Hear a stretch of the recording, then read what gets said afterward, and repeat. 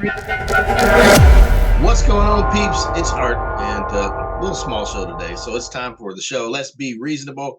I'm going to keep this brief. I keep saying that every time. I'm gonna keep this one brief. So let's get into the conversation for the day.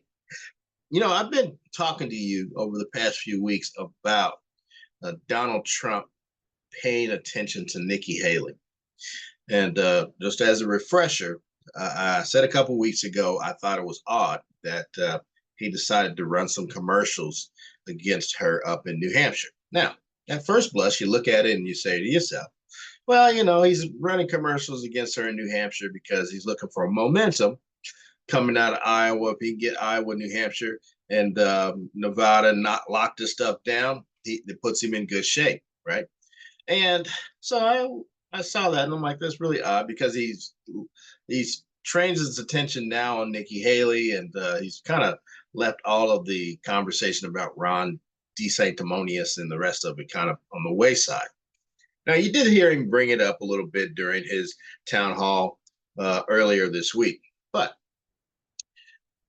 last week I also made mention of it. So I made mention of it 2 weeks in a row because it seems to be getting louder, right? And of course, this week, I mean, we are, now we're 3 days away from the Iowa caucus. And this week, we saw Vivek Ramaswamy on two X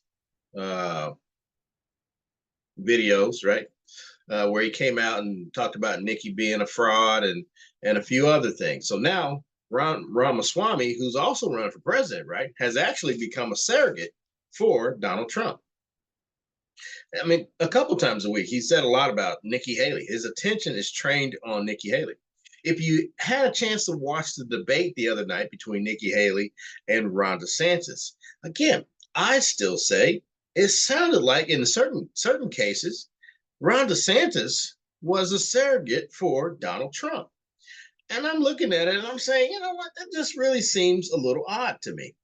Why does it seem odd to me? Again, I told you. I mean, look, when you look at the contest, he's 35 points up. And that's like taking an average of all the polling. I mean, maybe I should show you that. An average of all the polling, right? When you look at the polling, one here, but let me go back one. Yeah, let's go over here. Let's go here. So this is real clear.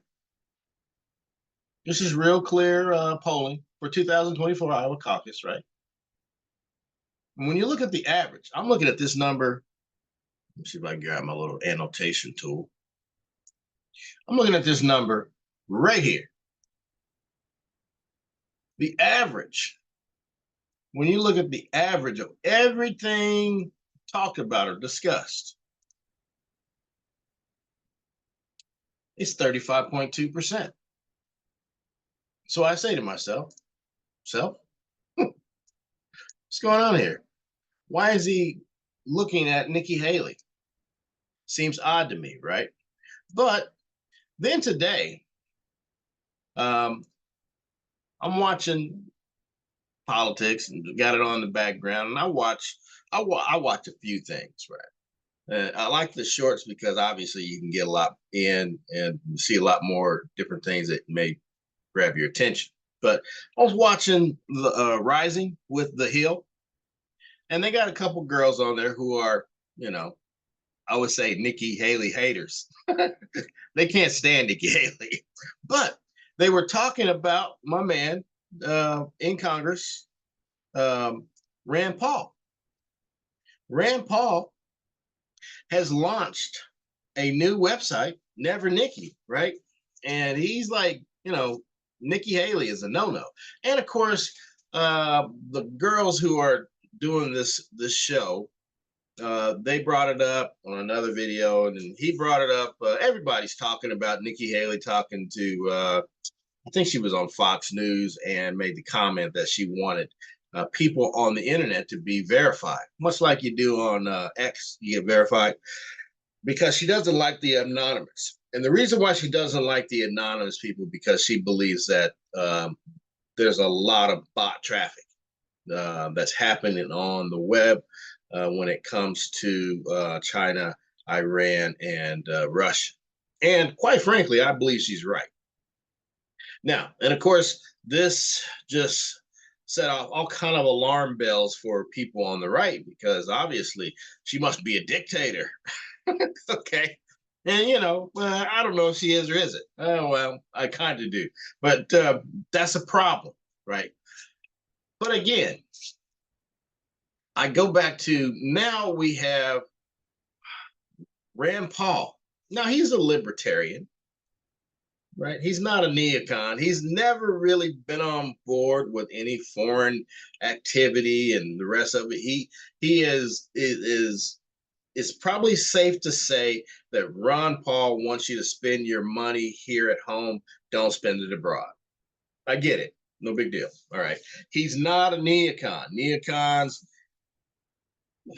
I mean, if you really think about it, the industrial complex, the military industrial complex, is neocon driven for the most part. Okay. And when I say that, I'm saying that they're the portion of the Republican Party who, they make money off of the military industrial complex. And it's been the case for a number of years. Now, is it right or wrong? I'm not here to judge that, right? Okay. But I do find it interesting that they make a big to do about Nikki Haley, actually, I guess, in a sense, being broke, leaving the United Nations as ambassador, getting a job with Boeing, making a few dollars there, to the tune of some $8 million. Right? She goes from being in debt to now she's worth about $8 million.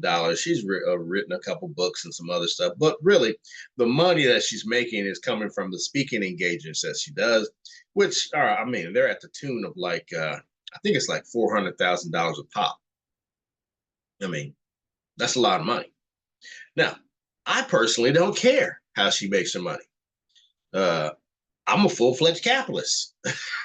Does it look a little unethical? Perhaps. Is it illegal? No, it's not. So, do I have a problem with it? No, I don't. And it's $8 million. That's not a whole lot of money. I mean, it's like the whole argument with Fauci. Fauci's been around DC and for 40 plus years, and guys are mad at him because he's got $4 million worth of wealth. Come on, that doesn't make any damn sense. Anyway, so back to this point. So now you got Ron Paul.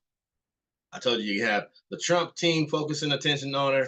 You have Vivek sounded like a surrogate. You have Ron DeSantis sounded like a surrogate. And remember this, Ron DeSantis has the endorsement of the sitting governor, Republican, and the evangelical community, right? So he's the person that should be leading this race. But in fact, he's actually in third place at this point. Interesting. So I began to, again, ask myself some questions. Why are they paying so much attention to Nikki Haley?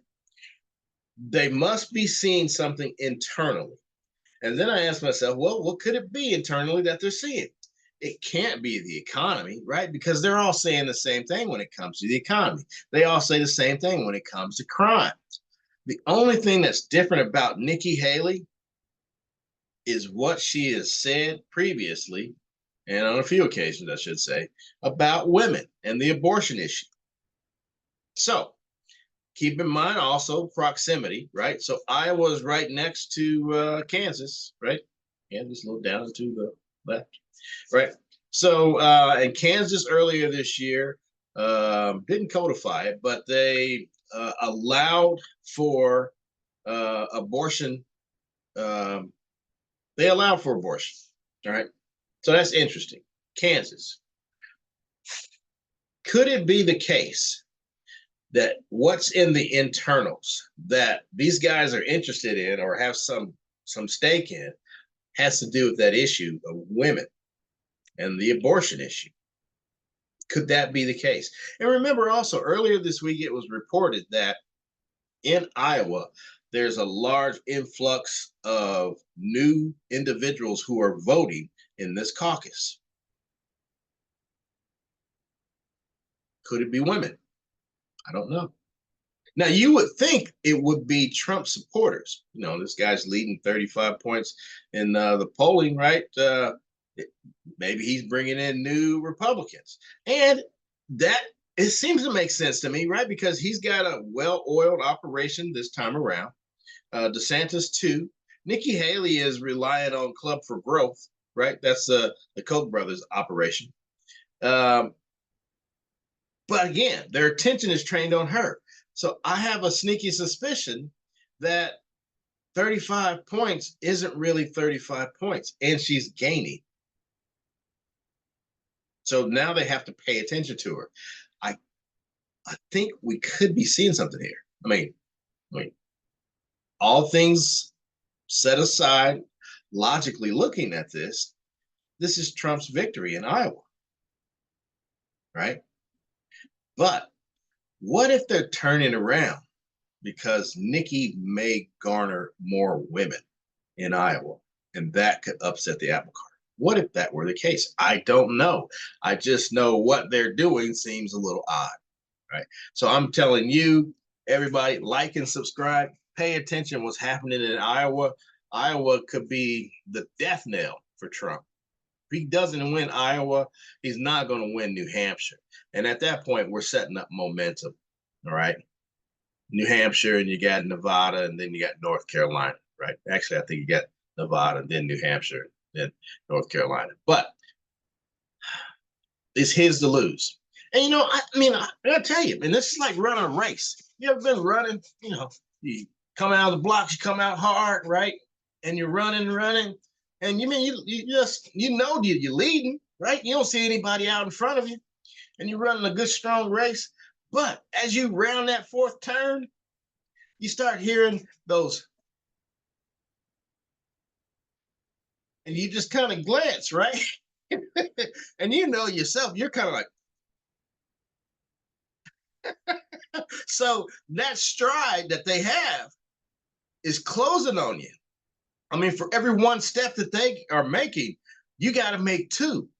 Could it be that they're hearing Nikki Haley coming up in their rear view and it's got them spooked? I don't know, but we'll see come Monday, the 15th.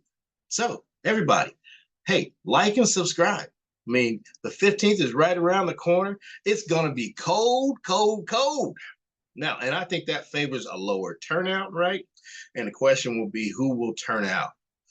I think women have showed themselves to be motivated on this particular issue, the abortion issue, to turn out.